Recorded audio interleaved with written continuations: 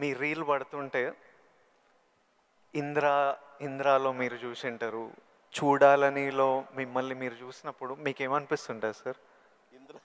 ఇప్పుడు ఇంద్రాలో షోరీల్లో మీరు చేసిన ఇప్పుడు 25 ఇయర్స్ నుంచి లాస్ట్ 25-30 ఇయర్స్లో మీ సినిమాలన్నీ డిఫరెంట్ ఏజ్ గ్రూప్లో మీ మెంటాలిటీ డిఫరెంట్గా ఉండింటుంది. అప్పుడు మీ ఇమోషన్స్, మీ స్ట్రగుల్స్ డిఫరెంట్గా ఉండింటాయి. మీ టెన్షన్లు ఏదో సినిమాకి ఇప్పుడు నాకు ఈరోజు ఫ్యామిలీ స్టార్ రిలీజ్ అవుతుంది. నా షోరీలు ఎప్పుడైనా వేసినప్పుడు నాకు ఎవడే సుబ్రహ్మణ్యంది పడుతుంటే ఆర్ పెళ్లి చూపులది పడుతుంటే నాకు సడన్గా ఆ రోజు నేను ఎంత భయపడుతున్నా నాకు గుర్తొస్తుంటుంది. అంత భయపడాల్సిన అవసరం లేకుండానే అని ఇప్పుడు అనిపిస్తుంది. కానీ ఆ రోజు ఎవరైనా వచ్చి చూస్తారా సినిమా, మన ఫ్యూచర్ ఏంటి, ఆ ఫస్ట్ సినిమాలు ఉంటాయి కదా.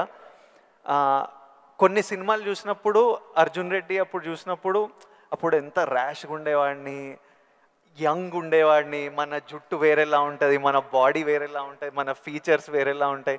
మమ్మల్ని మనం చూసుకున్నప్పుడే ఒకలాగా విచిత్రంగా అనిపిస్తుంటుంది, ఇమోషన్స్ వస్తుంటాయి. అలాంటిది మీరు ఇవన్నీ iconic films, for example Indra అయితే మేమంతా అసలు మ్యాడ్ అబౌట్ ఇంద్ర.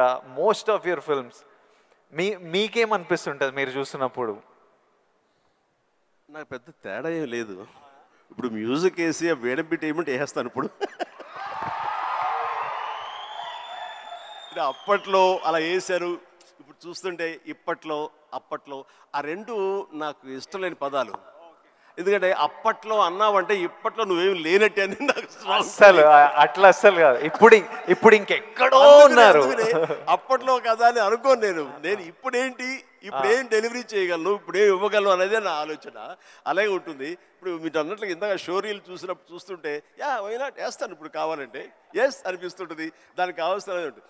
అంటే ఫిజికల్గా అప్పుడంత యాక్టివ్గా ఉంటామా లేదా అనే దాని మీద మనది మభ్య పెట్టుకోకూడదు. కానీ బట్ మిగతా ఎనర్జీ కానీ జోష్ కానీ అదే హుషారు, అదే రక్తం, అదే తీరు అంటే మాత్రం ఏం తేడా లేదు.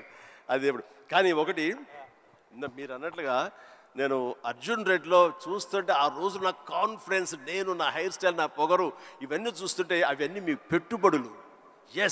అది మీ characterisation.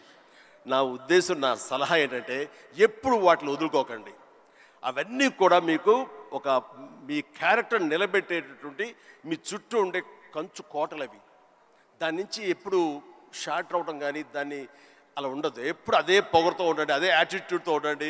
You will be loved by many millions of the people. అది మీ ఎస్సెట్. అది ప్రతి వాళ్ళకి ఒక ఎస్సెట్ ఉంటుంది.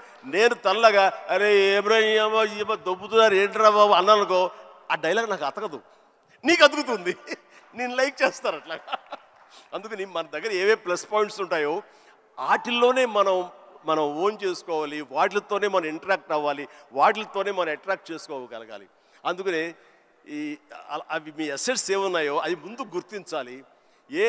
ఏ క్వాలిటీస్ అయితే ప్రజలు, ప్రేక్షకులు, ముఖ్యంగా మీ అమ్మాయిలు లైక్ చేస్తున్నారో దాన్ని మాత్రం వదులుకోవద్దు అంటారు. వదులుకోవద్దు. Please do it. Thank you sir.